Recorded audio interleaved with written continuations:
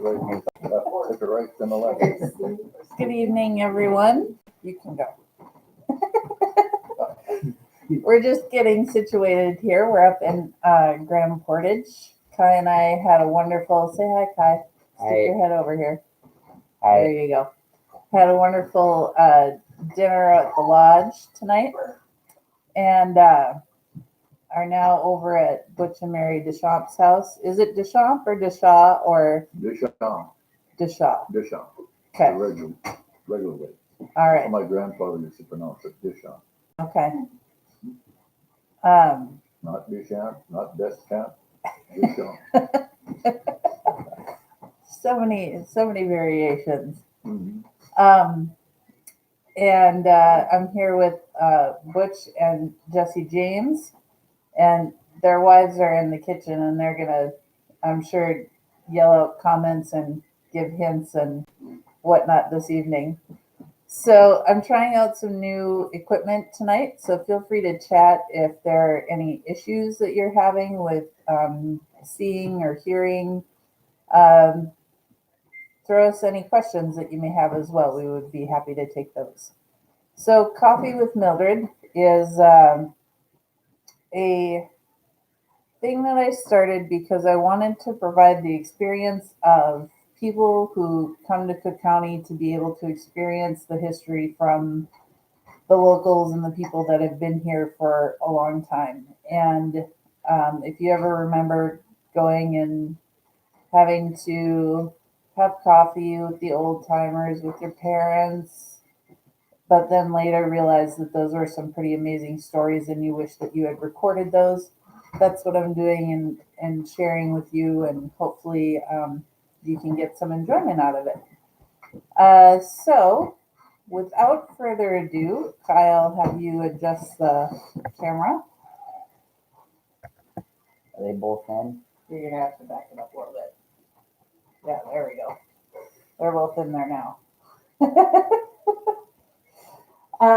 So if you want to, Butch, wave your hand so everybody knows who you are, and Jesse, you scratch your nose or wave your hand as to who you are. So let's start with one of the things that's very different about this interview than the other interviews that I've done is that Jesse, you moved here, correct? When you were very little, but Butch, your family has been here in the area forever.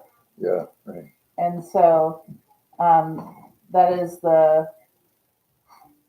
one of the glaring differences in the interviews that I've done so far. And I don't usually I start with how did your family come to be here, but your family was always here, so I can't start with that question, and I've wrestled with what to do. And we're just going to start with what was it like to grow up in Grand Portage? And if we go into the past history, that's fine. But this is where we're going to start with. So what was it like when you were born in Grand Portage? Well, actually, I wasn't born in Grand Portage. I was born in Cloquet at the Indian Hospital at Cloquet. We lived on the Fond du Lac Reservation for a while, till I was probably 2 or 3. And my dad was from here. My mother was from Fond du Lac Reservation. So we moved up here when I was probably 4, maybe 3, 4 years old to live here then. And we live not too far from where I'm at right here now. It's on the corner going west on the sharp corner where the Park Service equipment is over here. Our house was there for many years, so they lived there. And let's see, when we were young and when I was going to school up here at Grand Portage to the grade school, I went there from I suppose first grade to about the 6th grade. And then we moved again about that time down to Sugarloaf, where my dad got a job with Consolidated and pulp company down there. So we lived there for a while, and I went to the 7th grade at Grand Mary's in the grade school there, which was downtown then at that time. And then I think 7th grade We think we went to Maple Hill for a little bit. Then we moved on to Grand Marais School. Then from there, I think I came back here and went to 8th grade here. And then finished that. Then, of course, 9th grade, we went to Grand Marais High School from here. Well, I didn't finish school in 9th grade. I was turned 16 and my dad had broken his leg and I had to do the fishing to keep the, fish coming in for, make money for the family a little bit. So, and right on this corner from where I live now was where we were there again after we moved back. And then I had a net out there that I had to run every day before I went to school. So I'd run that net and get the steelheads in at that time, and getting steelheads in the bay, rainbow, and get those ready and processed. Then we had a guy come from Poland to buy the fish in the daytime from my mother. My dad was laid up with a broken leg, so he could do nothing. But other than that, it was a fairly good life here for a long time, and then things got tougher, later on, and with no work being available around, and we moved again to Duluth. My dad worked in a fish company there for Severson's. At that time, I think I was around 16, 17, and I worked for Severson Fish Company there, and paid Kemp Fisheries at that time. And after that, we were there for a while in Duluth, and then I think we moved back here again. There was a lot of moving in the old days.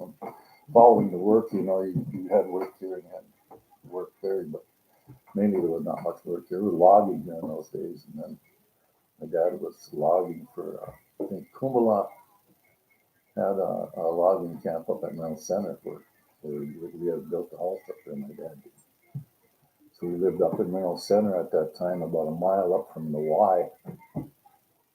And we had to catch a school bus, so I had to walk from there a mile to catch that bus on the corner. Because the bus came up, there was no road to the border. The road came up from Parsons Hill around to Reservation River, and we caught the bus. Now we traded buses at Reservation River to go to Grand Marais High School. Holy buckets. So then I walked from there. Sometimes the ridings, they had the store up there. They'd give me a ride if it was raining. And most of the time their car was full too, with all the kids. So. Yeah. But other than that, in high school, then in 9th grade, then I quit high school then at that time. So, and I moved on. And later on, I think my dad was working in a logging camp up there. So we're all over the place. So it was pretty easy growing up. Sometimes hard, moving on. How many brothers and sisters did you have? I had 3 sisters Oh, on my dad's first marriage, my mother. And then I married again after my mother and got divorced. And I had 2 brothers and a sister, stepbrother, 2 stepbrothers and a stepsister. So. But then they all passed away now, so I'm the only one left. So after that, so. wow. Everybody's gone except me, and I'm the last Deschampe, the oldest Deschampe right now. How about Karen? Karen, they all passed away. She did. Yeah. I am the oldest living Deschampe right now. The man part, the guys. Yeah. My sister Karen is the oldest living woman Deschampe. So we made it all these She's years. living then? She's still living. She's still my oldest sister lives in Kentucky. So, but it wasn't so bad. Like I say, sometimes we're good, and sometimes we're bad. So, Yeah. other than that, So, Jesse, when did your family come here? Well, Mom married my father back in 41 and 42. And I was born in 43. And we were going to go back to get with him in Ohio. I don't know if I should tell the story or not. I will.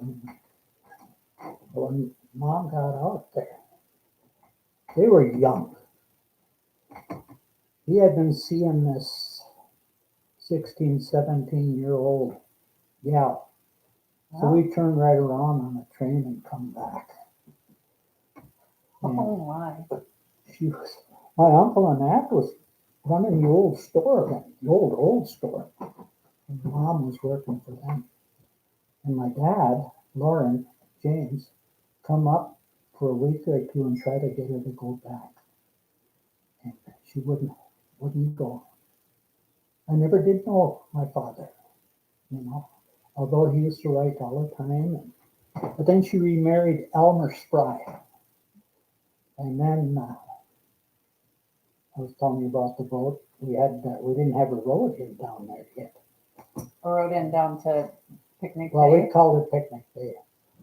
And him and his brother Ernie hired Ed Thorson to build a road in 8/10 of a mile.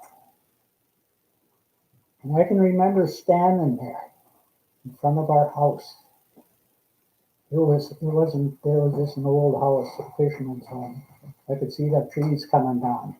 Ed was coming through. Believe it or not, I remember $360 is what he charged for 8/10 of a mile.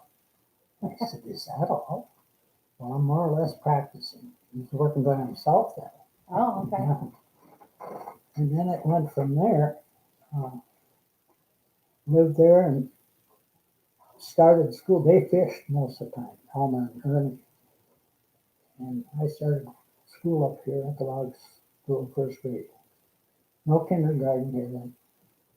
And went all 8th grades and then went to primary. And there was a lot of other stuff I can't think of right now. It No, we happens. weren't, we didn't get electricity up here till we had moved to the village when I was 13. We had kerosene lamps down there and gas lanterns. I remember that. And started school up here. And like Butch said, when we got to 9th grade, we took a bus to Reservation River and exchanged buses there. Mhm. Bus from Grand Marais would come and pick us up, take us the rest of the way. Now, you talked about that there was no road to your place for a long time. From the main road, yeah. Yeah. So you had to take a boat to get there. Yeah. Yep. Before that road was put in, that short road. So that meant everything got hauled by boat. Yeah. Including a washing machine, you said? Yeah. There was a Speed Queen. I can still remember that, a Speed Queen washer. With the ringers. Mm-hmm. Yeah. And then after the road was put in, our neighbors, the Ernie Sprys, all moved in. I think you spoke to them. Mm-hmm. Yeah. Yeah, and we used to play ball there. We had enough room to play ball. It wasn't a very big ball diamond. And all the I bases think- were rocks, I heard. Huh? All the bases were Probably. rocks. I think Butch even lived down there after we had moved out. Yeah, we did, yeah, We you lived guys in your house. our old house. Yeah, and we moved to the village. And I remember my first car. Well, we kind of inherited a 53 Plymouth. Mm-hmm. My brother totaled that out. I was using it, it was a good car. Yeah. Mickey got a hold of it one day and run it off of that the driveway. Totaled it right out. Oh, The no. first car I ever bought was a 51 Chevy. That was a good car. And as time went on, military, I got my papers to go take a physical and everything. But there was a paper first I had to fill out and send in. And I had gotten married. They said, no, you don't come. They reclassified me. So I never did. I always figured I missed out on something because I didn't serve any. It's probably a good thing, I never did get into the service. So they wouldn't draft you because you were married? Yeah, I wonder what. I probably could have, you know, Mm-hmm. but I was working, I had a baby, I had a child. You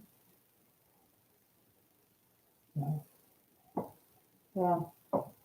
And you talked about how did you put it? Realizing that you lived in Grand Portage and what that was. mhm. Can you explain more about that? Oh, it was. Uh, it seemed like most of the kids were had some native in them, and I didn't have any. Most of my friends were, except the Hendricksons, but that didn't bother me. You know, I was friends with everybody I could, and I just can't think now. So when did you notice that, or why did you notice it? Was it just kind of a natural, you get to a certain age and you start comparing Yeah, yourself to you're everyone? wondering. Or- Like I had friends, and we'd talk about it. And they'd say, "Well, I'm a band member," you know, and I didn't know what that meant right away. And my brothers, the Spry brothers I had, they were a little Indian too, but whiter. Mm, Almer and Ernie were from whiter, and it wasn't very much that they had. mhm. And what else? The general feeling I get is that it didn't seem to the people that were living up here that you noticed necessarily a difference between native or not native. At least for sure the not natives feel that way. Or the ones with just very little. Is that sort of Yeah, that's kind of the way I felt when I was growing up too. That maybe we had the Carlson kids, you know, Red Carlson, yeah.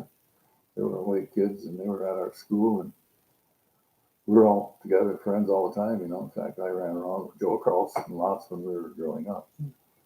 I was Joe just thinking, Carlson, Butch, Caroline stuff.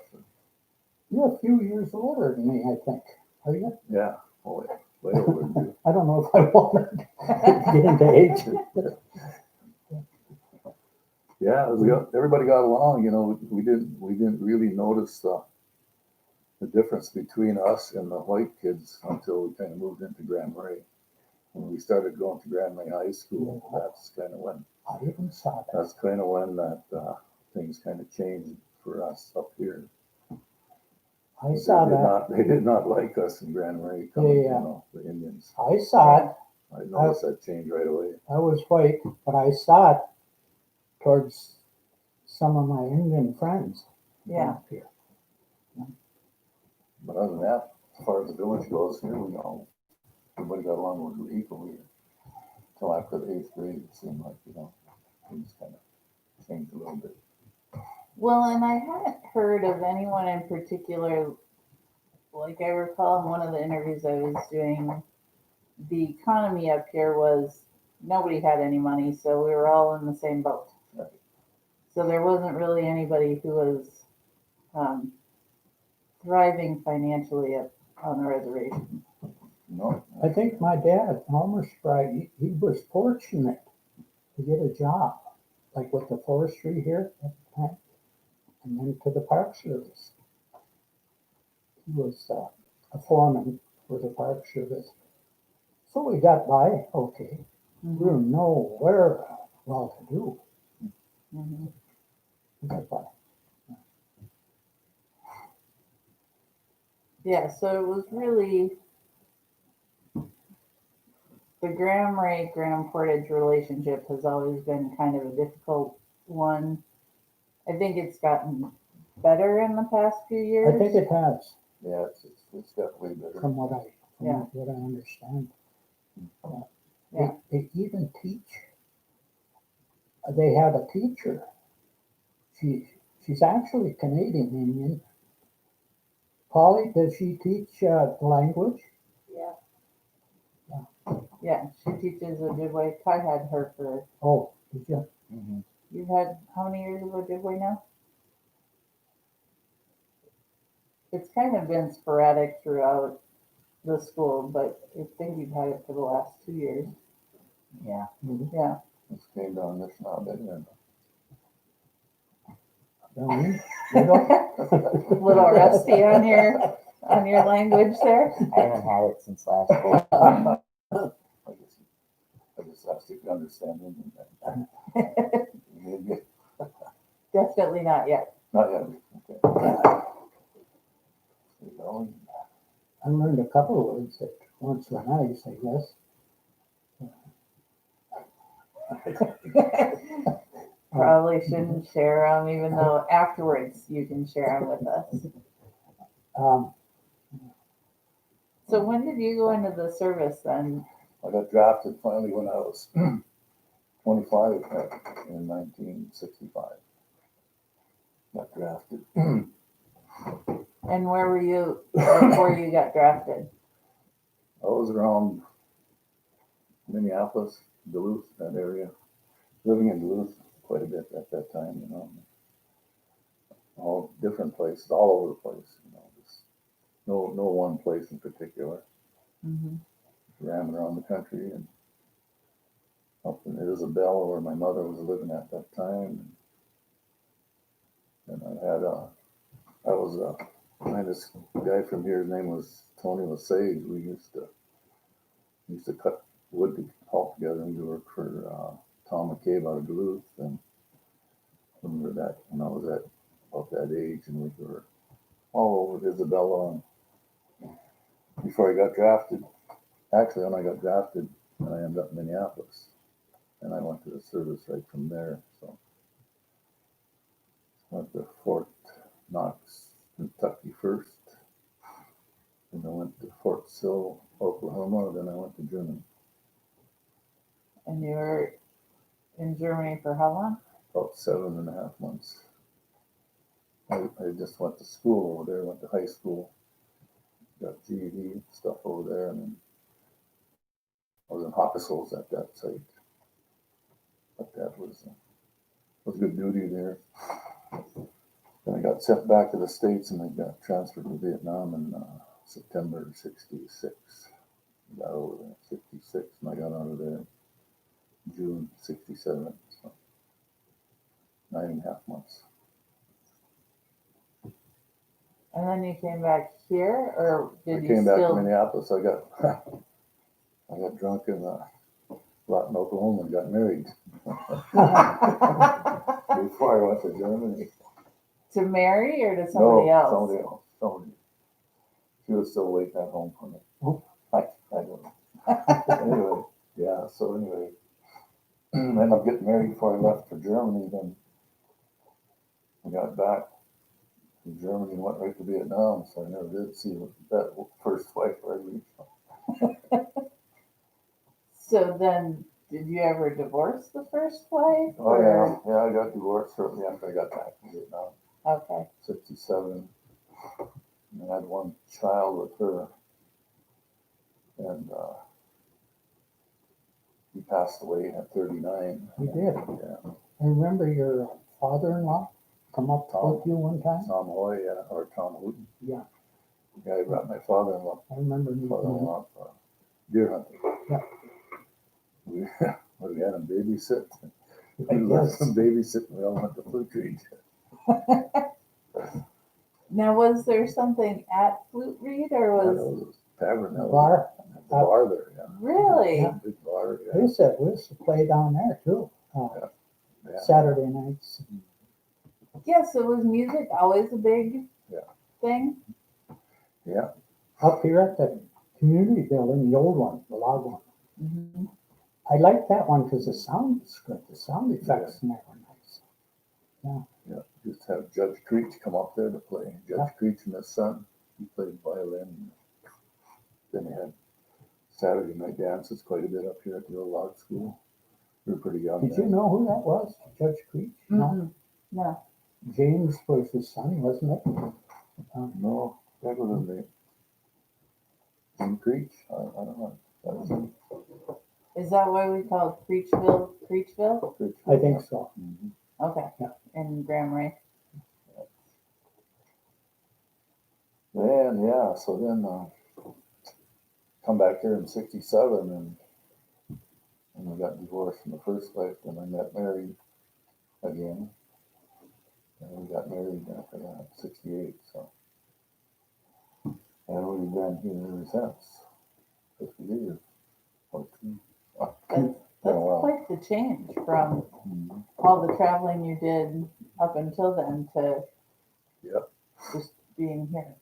Right. Yeah, we're all over the place, you know. We ran around Duluth for a few years, in about 50, 58, 59, running around there and different stuff. End up going to see Buddy Holly before he died there in '59. So got to that. So Really? yeah. So It's probably when, the heck was his name? Got to see him there? Oh, he's still living. Wrote a lot of songs. oh, Bob Dylan. Bob Dylan. Yeah, he was there. Got I heard he was there. I never, He I never talks seen him. about seeing him. Ralph Tester from here was there. Was he? Too. Yeah. So what was logging like back in the day? I mean, what kind of logging outfits did you work for or have to? The logging company that we worked for, Tom McKay, would cut Christmas trees, mainly. Them 6-foot trees, you know. We cut them in the wintertime, and then in the summer we cut poplar. And then we worked in Isabella for Jopi, cutting pine, spruce and pine there for a while. Was it all chainsaw? Chainsaw, strip cutting, yeah. Strip cutting, piling, you know, stuff like that. Strip cutting. What other equipment did he have? I mean, Oh, he had his Skidders own or- equipment. He had skidders and that, but they did their own skidding. They had, but in them days, just brand new outfit came out called a timber hawk. And you'd strip cut and pile your little wood here and there, and they'd come along and timber hawks and pick it up. But working up in Isabella in the wintertime, then in the spring too, you know, peeling balsam. If you ever peeled balsam, balsam pitch, you ever remember that? Oh, it gets everywhere. your pants, after a while, might as well not change pants, cause, you just get, Pretty bad stuff. I didn't make any good money logging until I got a skidder. Mm-hmm. Then I could make 100 to 150, which was good money in a day, Mhm. back then, in the 70s, 80s. Did you have a cable skidder? Yeah. Those things are hard work. Oh, yes, I mean, it's easier than lifting the tree Yeah. by yourself, but it was nice. We didn't know any better. yeah. With the grapples, you know, they have now. Mm-hmm. I remember when they were logging up in Middle Center there. My dad was working up there in the sawmill. Camp, turning camp, they called it. Mhm. Rolling logs onto the sawmill. Mm-hmm. And at that time, the Light brothers were hauling wood out of there. I don't know if you remember the Light brothers. Remember John? I remember John. Yeah, but there was Light brothers. There was about 3 or 4 of them at that time. They'd come up there, and my dad had a shack up there where we lived when he was working. There was a Bob and a Jesse too. Bob, Jesse, and Art. Yeah. Bob, Jess, and Art were running the truck. They'd load that truck by hand, those big logs. They'd get them on thing, roll them up, and they'd get that big trailer loaded, and then they'd all come in my dad's house, and they'd all be laying on the bed snoring. I can remember that.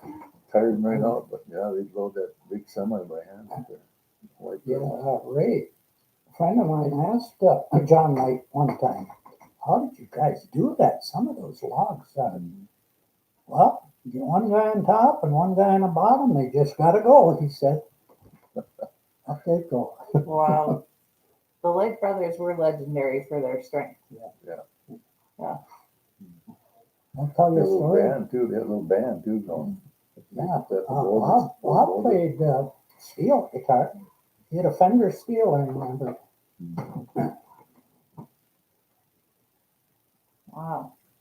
What was the forestry of Grand Portage? Because in these interviews I've been doing, like Maple Hill was a lot of fields, that now is all grown up and everything. Did Grand Portage, you talked about strip cutting up by Mineral Center and whatnot. Were there more fields in here, or has it always been trees that? Up towards, when you go towards Mill Center, them fields were open up where the water tank is up in there, water spring. They were all open before. They planted them, used to be a Lagarde's field, Okay. Helmer Nelson field, them were all gardens. It was a big, Back when I was a baby, my grandfather had a farm up on there, on the right past the shooting range. That was all open field there, and they had a farm up on a hill. Because when I was a baby, my dad used to tell me that my uncles would throw me back and forth out there. I was pretty little then when I first. Yeah. that big field, I guess it was a CC camp, Yeah, CCC camp at one time. I think it was kind of an Indian camp, because there were people from the White Earth. And that's how Ernie Spry, Kenny Sherman got up here. And that, where the tank is, Mm-hmm. the water tank, there's a casing there where they drilled a well. And I was told it could push it up 13 feet and it would flow to the kitchen. Oh, They had running water in the kitchen. wow. water's still flowing today yet. Yeah. Best water in town. Best water around. We get our drinking water from it. So was Mineral Center a happening place too when you were growing up, or not so Yeah, much? that was kind of a little village up in there when we were little, Mhm. pretty young. They had Spry's had a store on the corner, and right on this corner where you come around, there was a post office right there.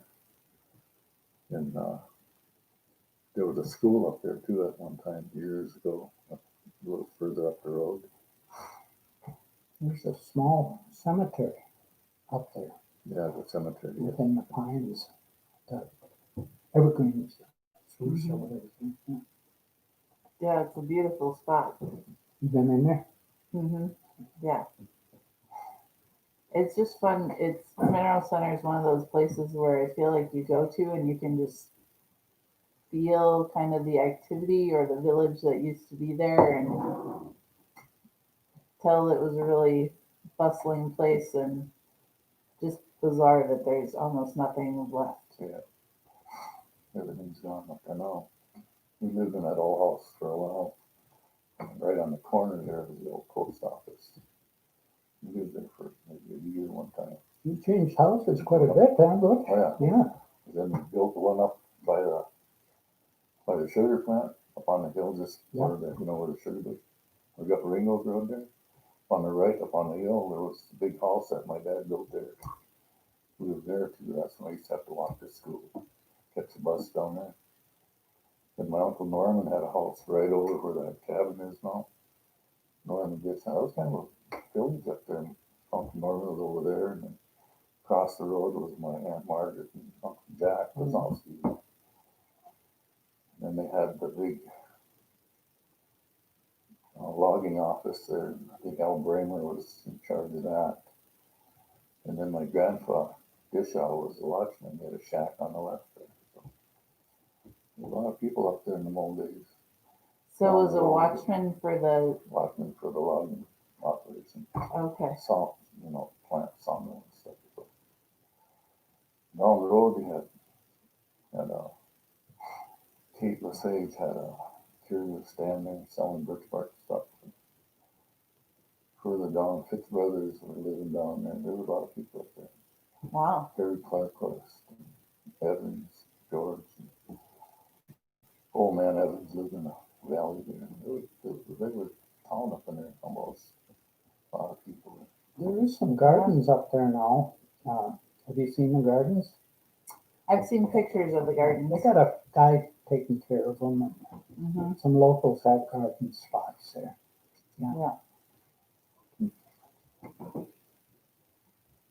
Yeah. It's incredible the veggies that come out of there. Mm-hmm. Yeah. What was I gonna ask? So what sort of other shenanigans did you guys get into? Because you guys grew up together, right? Pretty much. I remember one time God. we were out at night. This, I don't know if Butch remembers this, but we saw a deer out in the field.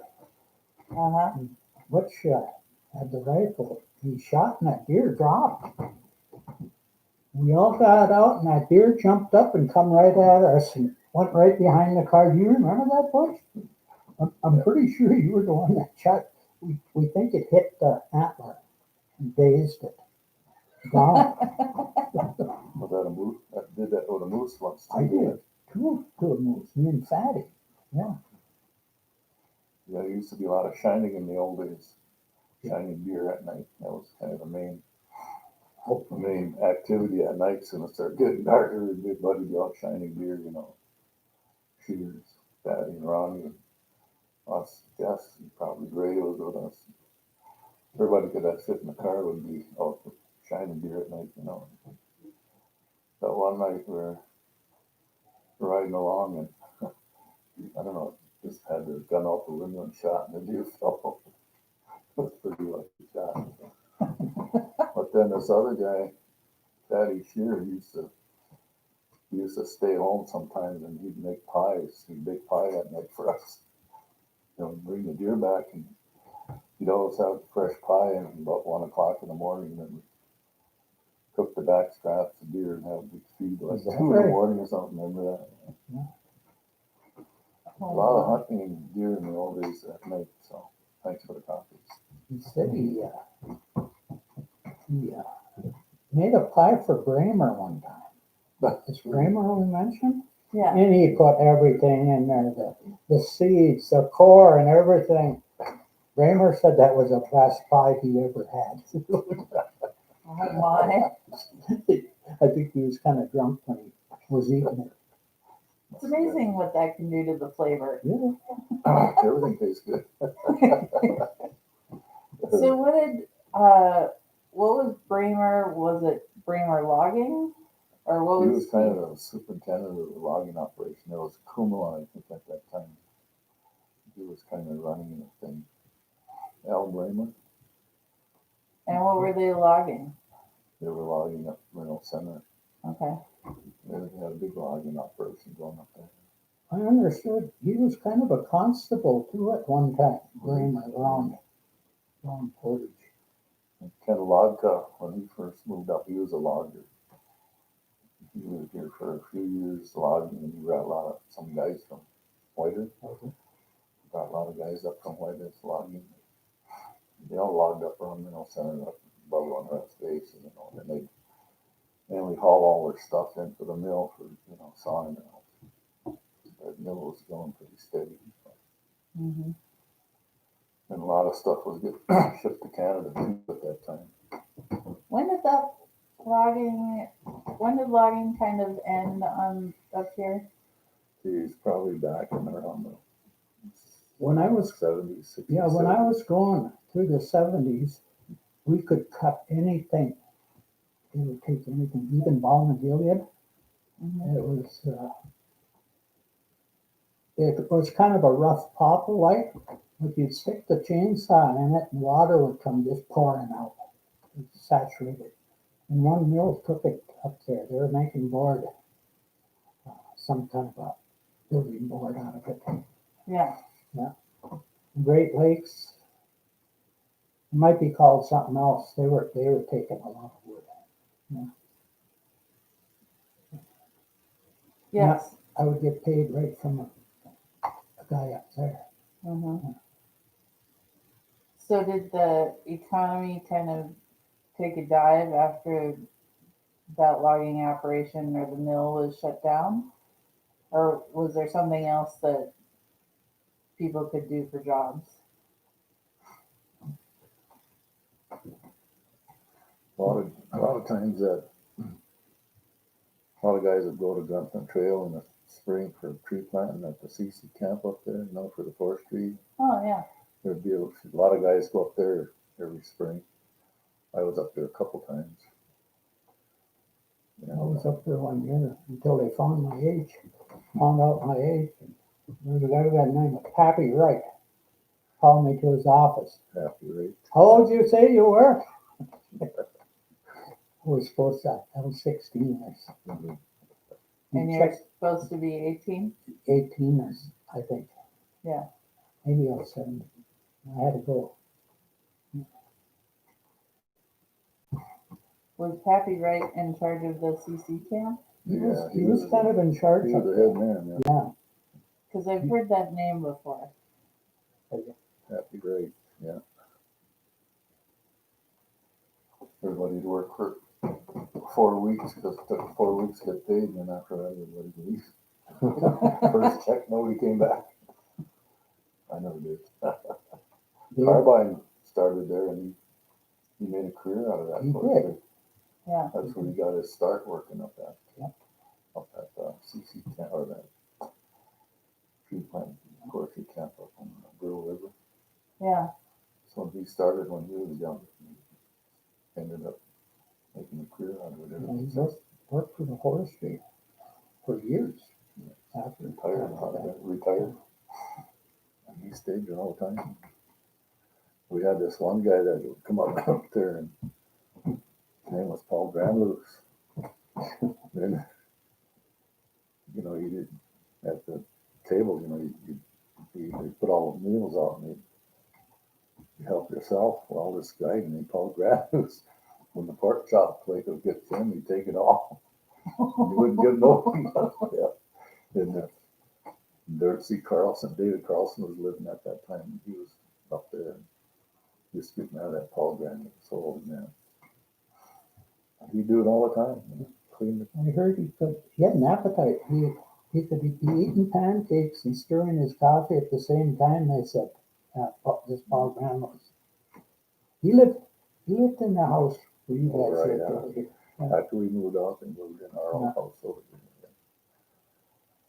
Was he a big guy or? Yeah, he was Pretty good size. Yeah, pretty big Yeah, guy. good size. But they'd bring all these guys from the Bowery and Duluth up there to work, you know, in the spring. David Carlson was there, and he was kind of a jokester. The guys would say, pass this and pass that. He'd say, what do you say? Make him say, please. Everybody's getting mad at him. What do you say? This Paul Granlouse, he couldn't drive. But he worked for Walter Letitia from Hoagland. Mm-hmm. And he had a cat sitting way back in the woods. He just figured Paul could drive. They drove back to the cat. And Walter told him, well, Paul, I'm going to drive the cat out there and you drive this out. I can't drive. What the F? Well, I can't drive. Not very helpful at that moment. He's taking the Duluth every payday. Paul Granlouse. Yeah. Take him down, hire him to go to Duluth every payday. He worked for Walter. What he's at. Yeah. Pay me $20 and buy me a hamburger on the way down. Stop 3 times to eat on the way down and twice on the way back. Oh, jeez. Pretty good deal. Why do you have to go to Duluth? Go down there and, I don't know, spend the night, and go to the cozy bar or whatever, and drink a few drinks and come back next day. He was living down there for a while. This other guy we knew, he used to have wrestling down there, I guess. Yeah. Yeah. And, you know, there was a lot of fate going on. Yeah. One time something was going on. Paul Granlouse stood up and hollered, he's got brass knucks. He's got brass knucks.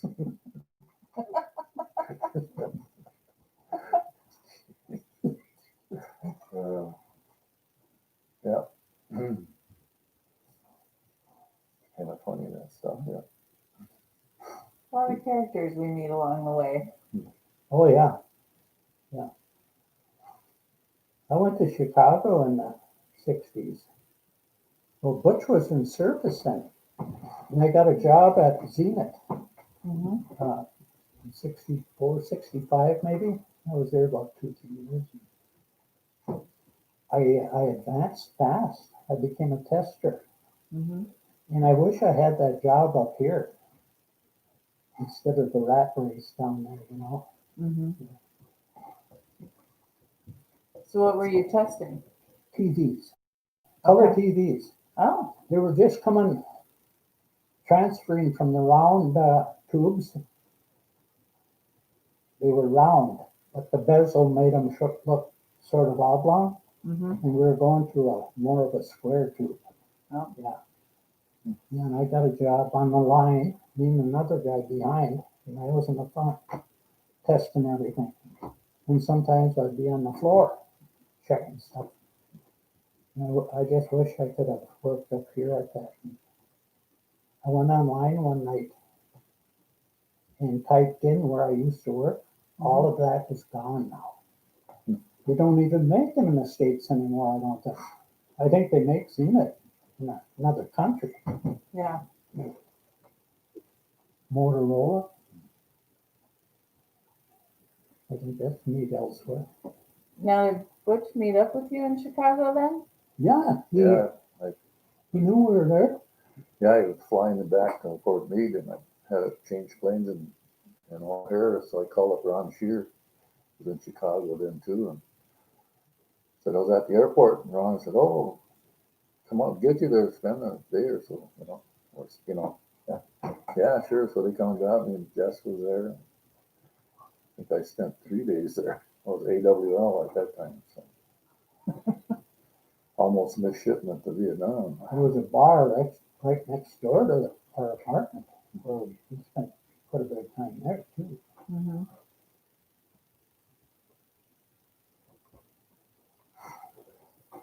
Yeah, that was So you can kind of tell what we did in our spare time. Stayed hydrated? Hydrated. Yeah. So what was it, traditions wise? You were certainly growing up at a time where the traditions of the past were very strong, I'm assuming. But there was a lot of Western influence coming in. Was that hard to have? Did it feel like two different lives going on, or were your lives, okay, this is what's happening now, and here's the new developments, and that's okay, and progressing on? I guess that's probably the way it was, yeah. Just kind of went with the flow, whatever took place and went with it. Growing up, there was a lot less employment for us, Mm-hmm. But now, a lot of employment here. Mm-hmm. Could I get have a shot? You can be a bartender too. Yeah. Make it. We all went to Minneapolis at one time to work. Ronnie Shear, Fatty Shear, me, and Tommy Olson. We went down and we all got jobs. Ronnie Shear, he got a job at 3M. We were pretty young then. Fatty and Tommy Olson, they got a job at Dayton's downtown. And I got a job at Abdella Candies. Ooh. Missy just sent her a box of Abdella candy for her birthday the other day. Oh, really? And she met the great grandson of Abdella. And I knew the old guy Abdella personally.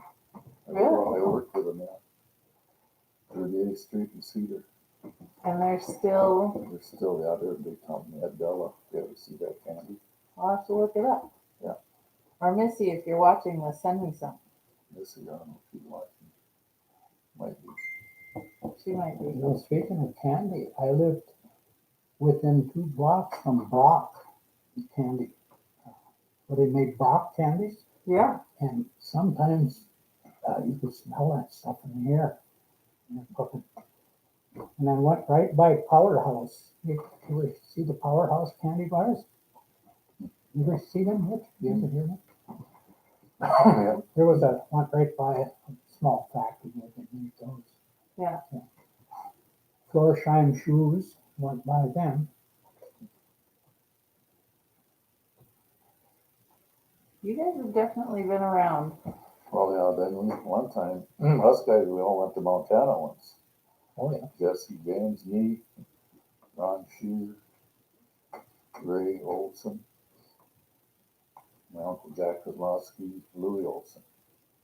So I went to Montana, worked out there in the summer once, logging. How'd that go?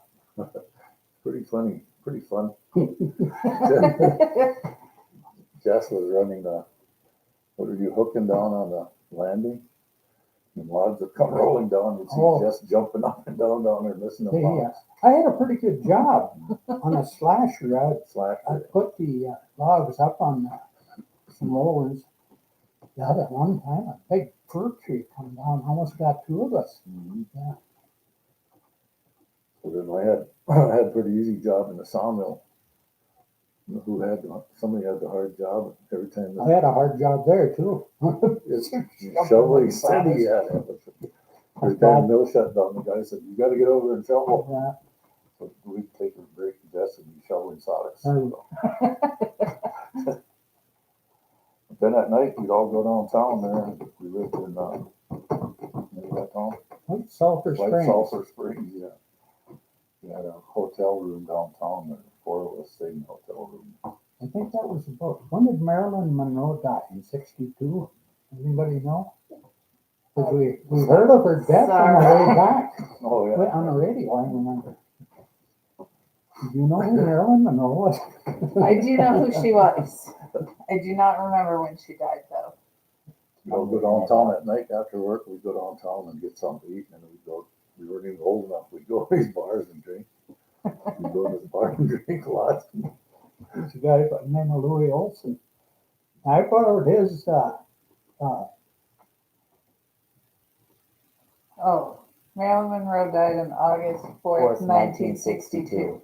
okay, They- yeah, we were coming back.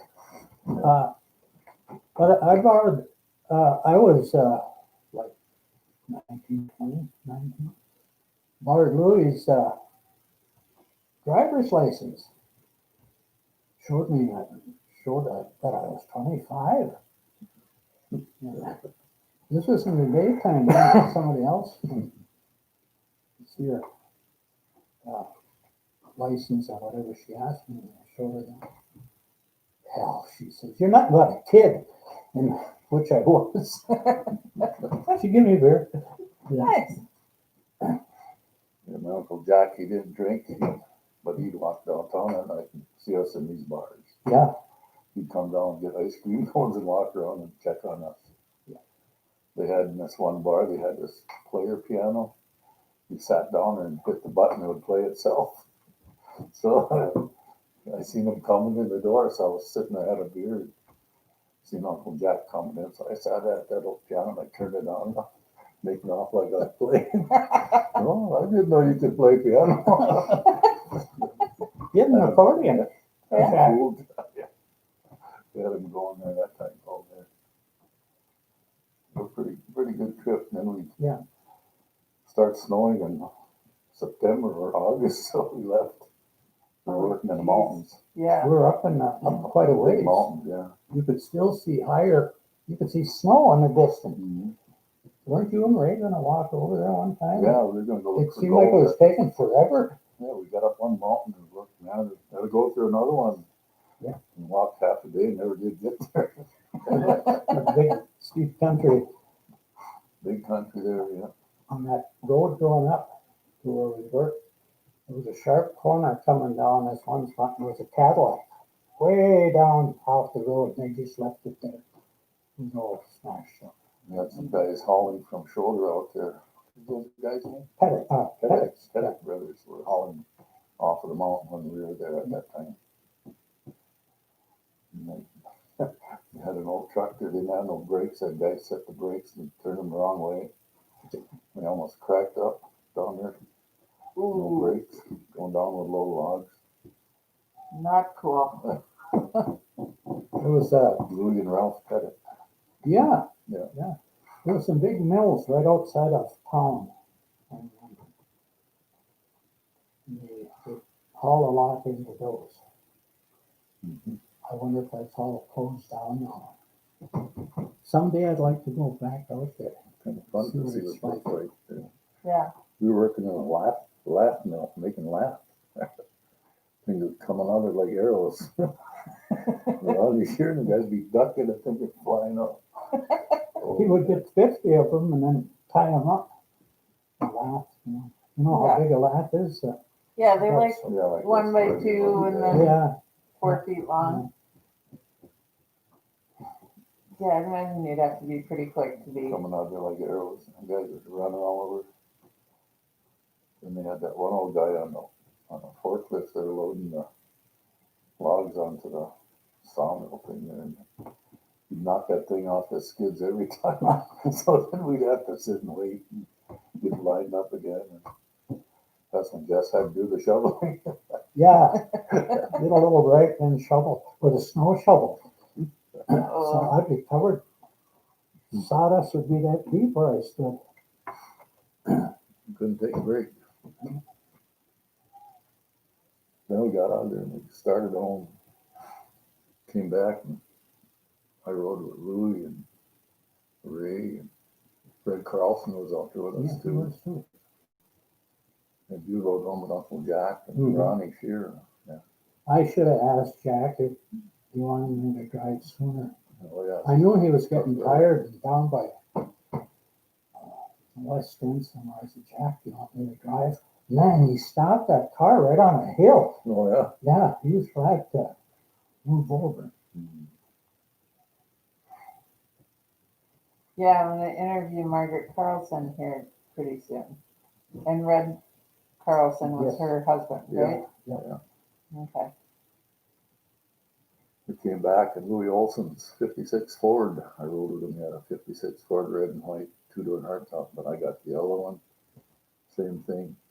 I rode back from Montana with Louis. And I've always wanted one of those, and I finally bought one. Yeah, 56 it's a nice Ford, car. 56 Ford Victoria. It is pretty nice. I've seen it. Yeah, What is a Crown Victoria? that's the thing that's got the thing in the middle, down in the middle. It's not hardtop. Oh, Got the crown. Yeah, it's just straight Victoria with the open windows. So then, when we got back from Montana, what did we do then? I know my Uncle Jack boy.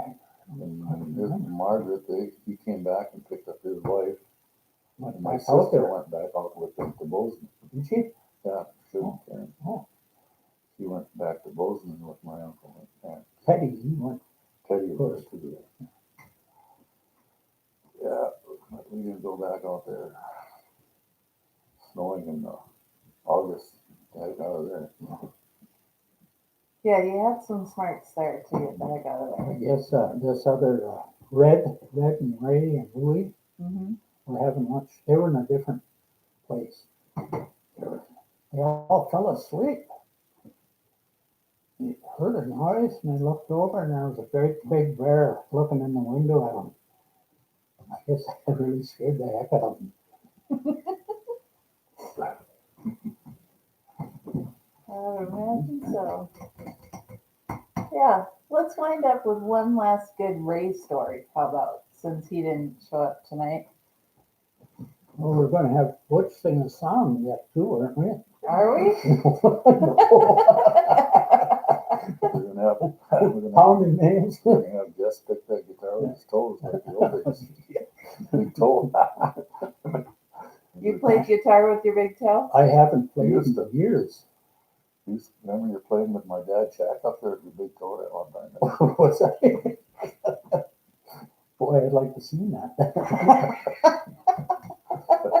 Well, somebody said, I'll give it to Jess, he'll play it with his big toe. Uh, It oh, I bet it was the best thing everybody heard. was good. You want something about Ray? You said? Yes. Sure. what Well, Ray- let's end up with a Ray story. Oh, gosh. You guys were together more than I was with Ray, so you and Ray were always together. So I was with him, quite a bit of time. I sold him well. I bought my first car was a 40 Ford Coupe. Mm-hmm. I had that for a while, and then I sold that to Ray. That's Ray's story. And he took it over. That's the one I remember. And he used to, well, I don't know. And that car might be in the woods down here. It's Yes. down here in the woods. They pushed it where they used to live. Oh, okay. It's back in the woods there. Yeah. My nephew-in-law was looking at it. I said, "You leave that car there from Tennessee." Oh, He was looking at that Ford down there, that Ford Coupe. what was that, Gene? Paul Smith, my Oh. nephew. Sugar's son-in-law Oh, from Tennessee. He went down and looked at it. oh, did Gene pass away? He Oh passed. yeah, He did. he passed away. Yeah. Yeah, how about a race story now? Let's see. Gosh. I can remember one race story on the way back from Montana. Right, yeah. It's not kind of a funny story. You're right. I was riding back with Are Louie. people gonna see this? Oh, I bet. I'll You tell never know. If the race stories are too racy, we could save it for another time. Well, it wasn't too racy, but it wasn't too bad. But we were all coming back, and we were riding with Louie. And Ray was in the front seat, and I was in the back seat with Red Carlson. We went by, we passed the girls in the convertible. We passed them all up, and they're all waving at us. And then Ray gave them the finger. Oh man, Louie got mad. Did Louie get mad at Oh, jeez. What's the matter with you? You old cuss them Oh, we're out. not gonna see them again. Yeah. Idiots. I don't care. The little girls were just nice to us, waving to me back, and he gave them the finger. Oh, Louie just about had a fit. Oh, Ray. You remember that? Oh, yeah. I think Bobby told him about that when on the Did he? sawmill. Yeah. Yeah. God, geez, Louie really got mad. Who wouldn't get mad, Louie was just happy waving at the girls. Oh, God. Felt sorry for Ray.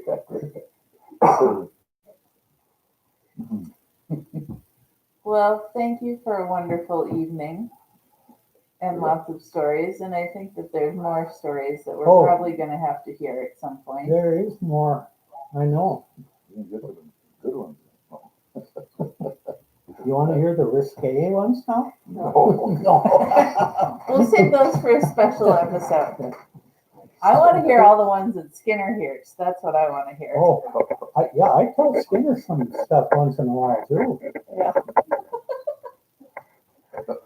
Oh, I told him this one guy used to be my father-in-law, Yeah. and bullshit. And during the CC days, they had these trucks. Maybe they'd haul about 3-4 yards, small single axle trucks. Yeah. And Kenny Shear said those guys used to race up there. 5 guys with number 2 shovels. What do you think? He said, what do you think the fastest time was? I said, I don't know, 15 minutes? He looked right square at me and he says, 5 seconds. I told that to Skinner. He said, he almost tipped off his stool. 5 seconds. Oh, yeah. That's pretty fast. Oh, my God. Oh, goodness. All right. Well, we'll wind it up for tonight. Thank you for watching and joining us. I'm sure we'll be back here again. If you, Cook County Historical Society is the one who supports this program. You can join them at cookcountyhistory.org. Click the Join Us button and become a sustaining member. We would really appreciate all of your help. Otherwise, have a good evening, and I will see you next Tuesday. I'm hoping Evelyn Larson will be who I'll be interviewing next Tuesday. And then the schedule is not yet set after that. So I will keep you posted. But thanks for coming. Have a good evening. Yeah, have some more cookies. Have another cookie, Jess. Maybe I will.